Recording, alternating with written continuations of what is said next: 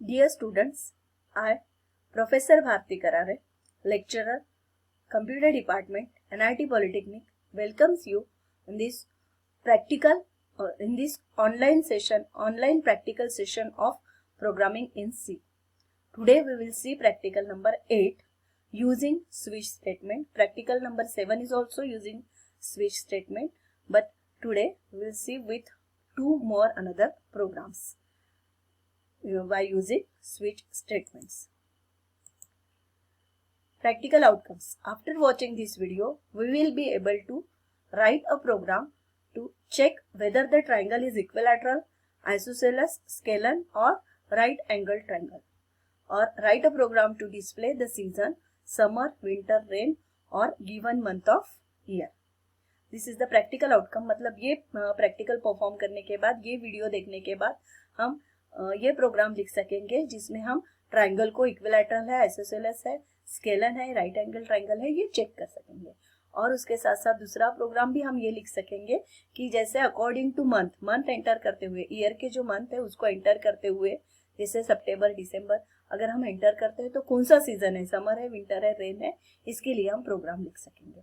Okay, now practical skills. ये practical के through हमारे प्रैक्टिकल स्किल्स कौन से डेवलप हो रहे हैं कि हम एल्गोरिदम लिख सकते हैं, फ्लोचार्ट ड्रॉ कर सकते हैं, हम प्रोग्राम लिख सकते हैं सी में और सेव कर सकते हैं, हम प्रोग्राम को कंपाइल कर सकते हैं टर्बो सी में, हम उसे डिबग कर सकते हैं, एग्जीक्यूट कर सकते हैं और इथिकल प्रैक्टिसेस को फॉलो कर सकते हैं. Now course outcome. ये प्रैक्टिकल से हमारा कोर्स आउटकम 3 फुलफिल होता है, जिसमें हमारा control structure related knowledge develop हो रहा है. Develop C program using control structures. And इससे हमारा प्रोग्राम आउटकम 1 और 4 फुलफिल हो रहा है. मतलब 1 में हमें बेसिक और डिसिप्लिन नॉलेज मिल रहा है, मतलब बेसिक नॉलेज तो मिल ही रहा है ये प्रोग्राम के थ्रू. इसके अलावा हमारे कंप्यूटर इंजीनियरिंग से रिलेटेड भी हमें नॉलेज मिलता है, जिसमें इंजीनियरिंग सॉल्यूशन सॉल्व करने में हमें हेल्प होगी. और PO4 इसलिए फुलफिल हो रहा है कि कंप्यूटर ये हम इंजीनियरिंग टूल बोल के यूज कर रहे हैं, उसका प्रोग्राम हम लिख रहे हैं इसलिए एक्सपेरिमेंटेशन, और उसका आउटपुट देख रहे हैं इसलिए टेस्टिंग. Now practical significance. ये प्रैक्टिकल का इंपॉर्टेंस क्या है कि student will be able to solve geometric and logical problems using switch statements and will develop an ability to understand how multiple if statement can be replaced by simple switch case statement. ये practical का importance ये है कि हम geometric और logical problems को किस तरीके से हमारी एबिलिटी, स्टूडेंट्स की एबिलिटी जियोमेट्रिक और लॉजिकल प्रॉब्लम्स को सॉल्व करने से यूजिंग स्विच के स्टेटमेंट डेवलप होती है. और हम मल्टीपल इफ एल्स स्टेटमेंट की जगह पे स्विच स्टेटमेंट कैसे यूज कर सकते हैं, ये भी हमें इस प्रोग्राम के थ्रू समझ में आएगा. नाउ स्विच के स्टेटमेंट्स के बारे में हमने लास्ट टाइम ही डिस्कस किया था कि मल्टीपल केसेस को हम मल्टीवे ब्रांचिंग स्टेटमेंट है, इसमें हम एक ही कंडीशन चेक करते हैं लेकिन उसके पॉसिबिलिटीज जितनी है उसको मतलब एक्सप्लेन करते हैं. Number of possibilities more than 3 to 4, क्योंकि जिससे इफ एल्स स्टेटमेंट और नेस्टेड इफ एल्स स्टेटमेंट से वो कॉम्प्लेक्स हो जाती है सिचुएशन. वो कॉम्प्लेक्सिटी को सॉल्व करने के लिए हम ये स्विच केस, ये स्ट्रेट फॉरवर्ड सिचुएशन हम यूज करते हैं. यहाँ हम एक्सप्रेशन कंडीशन यहाँ एक ही बार चेक करते हैं, बट उसकी कितनी पॉसिबिलिटीज है वो यहाँ पे हम एक्सप्लेन करते हैं केसेस के थ्रू, दिस आइडेंटिफायर के थ्रू. केस 1, केस 2, केस 3 जितनी भी पॉसिबिलिटीज होंगे हम यहाँ पे डिफाइन करते हैं.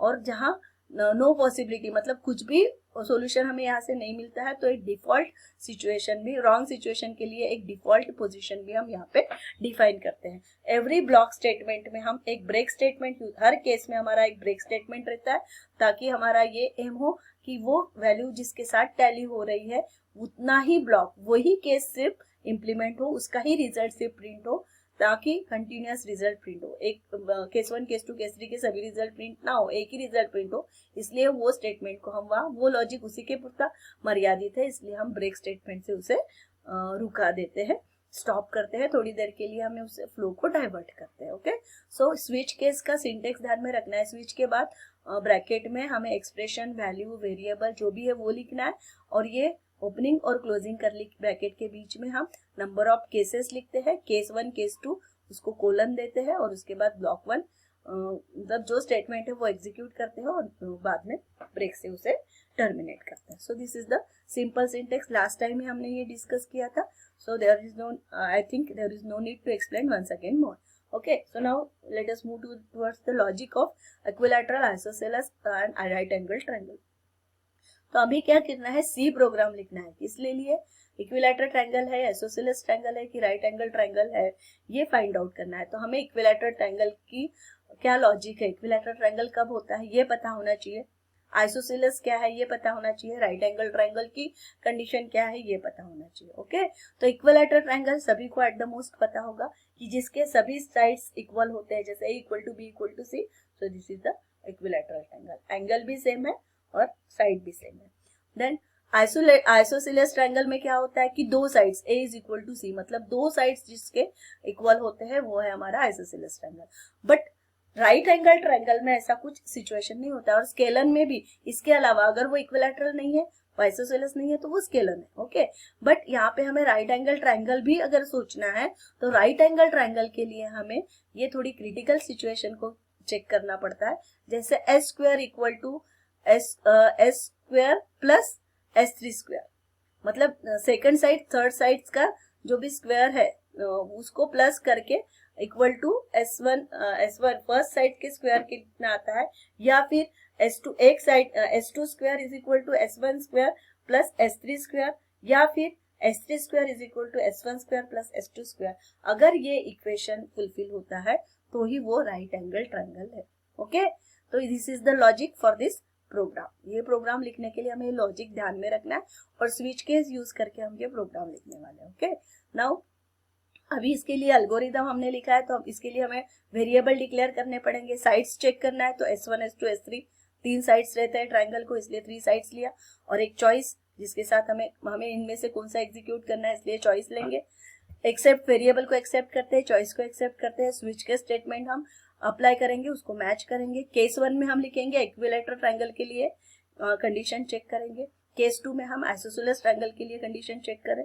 देखो यहाँ लिख रहे हैं हम S1 equal to S2 and S2 is equal to S3.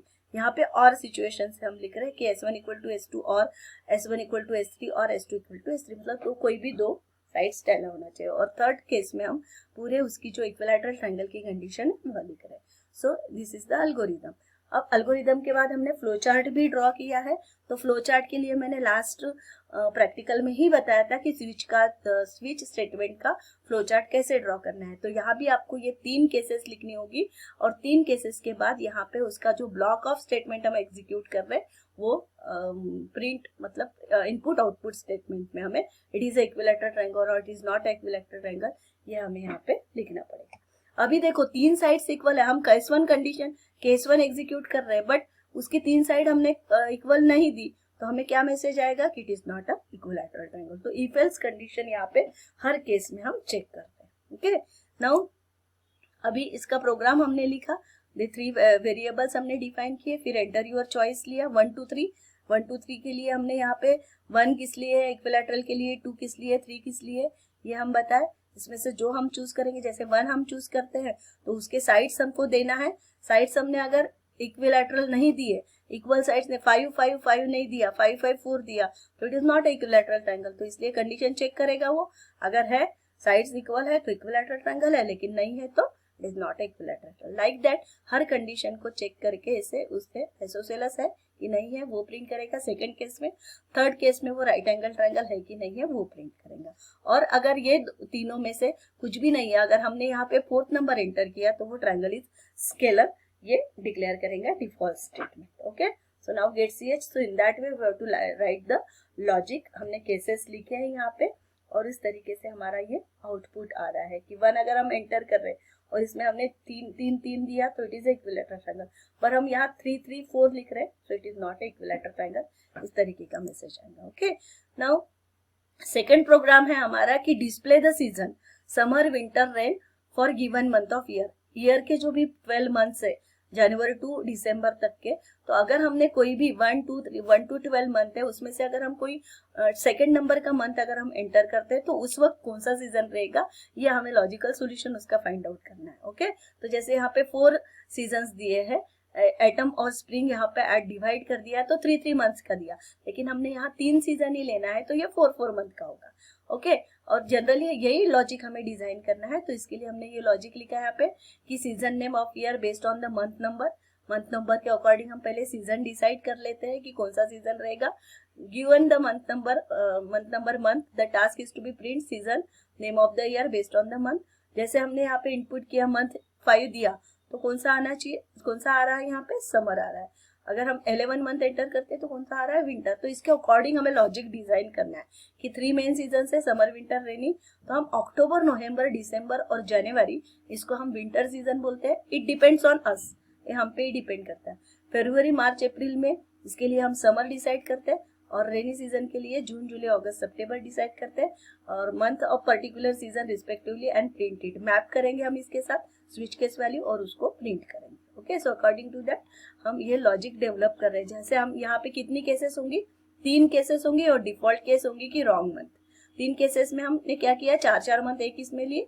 जैसे 10, 11, 12 winter season, 2, 3, 4, 5 summer season and 6, 7, 8, 9 rainy season. Okay, so this is the logic to display the month season. उसके लिए हमने प्रोग्राम लिखा है. इसका फ्लो चार्ट भी यहाँ पे देखो इजी करके बताया हुआ है. स्टार्ट है, वैल्यू हम रीड कर रहे हैं. यहाँ पे हम कौन सी वैल्यू रीड करें, मंथ की वैल्यू रीड करें. तो यहाँ हम मंथ लिखेंगे, read month. Then switch month, यहाँ ब्रैकेट में मंथ लिखेंगे. स्विच मंथ करने के बाद उसके जो केसेस है, अगर 3, 4, 5, 6 केस है तो हम समर डिस्प्ले कर रहे हैं. इसके अकॉर्डिंग, हमारे प्रोग्राम के अकॉर्डिंग हमें ये फ्लो चार्ट में चेंजेस करना है. इससे आपको आइडिया आएंगे और आपको उस तरीके से इसका फ्लो चार्ट ड्रॉ करना है. तो यहाँ कितने केसेस बनेंगे, 3 केसेस बनेंगी. एक डिफॉल्ट केस बनेंगी, डिफॉल्ट केस होंगी रॉन्ग मंथ वाली. मतलब 13 मंथ अगर हम एंटर करते हैं तो रॉन्ग केस होगा. ओके, तो केस कौन सी रहेंगी, 11, 12 मैच के लिए विंटर, इसमें ये डालते हैं तो विंटर रहेगा. Cases 2, 3, 4, 6 matches print summer season. Okay, so in that way it is a algorithm. Now we have to write program for that. std conio void में इंटीजर मंथ लिया, एंटर मंथ किया 1 to 12, इसकी value enter करी, switch के साथ उसकी value को tally किया. अगर वो वैल्यू इनमें से यहाँ से टैली हो रही है तो क्या प्रिंट करेगा, समर. अगर ये ग्रुप में से टैली हो रही है तो विंटर. इन दैट वे इसमें से टैली हो रही तो रेनी. So like that. अगर इसमें से कुछ नहीं हो रहा तो रॉन्ग मंथ. सो यहाँ पे एंटर द मंथ 10 दिया है तो winter season. Now we have to execute the program. हम ये प्रोग्राम को एग्जीक्यूट करते हैं. आउटपुट देखते हैं उसका टर्बो सी में जाके. So for that we get Turbo C के बाद हमें सी कंसोल मिलता है और ये सी कंसोल में जाने के बाद हमें प्रोग्राम को ओपन करना है. फाइल में जाएंगे, हमें न्यू में जाके टाइप करना है. बट अभी हम बाय रेडीमेड प्रोग्राम को ही देखते हैं. जैसे यहाँ पे पीआईसी के प्रोग्राम है तो पीआईसी स्टार से अगर है क्या देखते हैं. ओके, 8th नंबर का प्रोग्राम 8C ओपन करते हैं हम. ओपन करने के बाद देखो कौन सा प्रोग्राम आया, ट्रायंगल वाला.